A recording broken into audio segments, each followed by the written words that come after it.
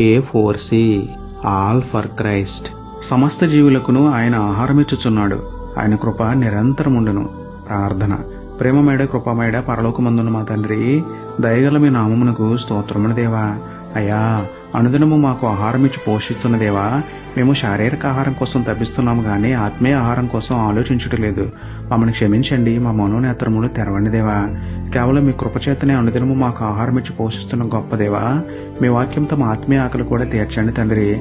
మమ్మల్ని జీవింపజేసే మీ వాక్యముని చదివి ధ్యానించి వాక్యానుసారం జీవిస్తూ ఆత్మీయ బలం పొందుకునే ధన్యత మాకు ఇవ్వండి ప్రభువా. మీరు మాకు ఇచ్చిన ఆహారంలో కొంత భేదవారి ఆకలి తెచ్చే సహృదయం మాకు ఇవ్వండి దేవా.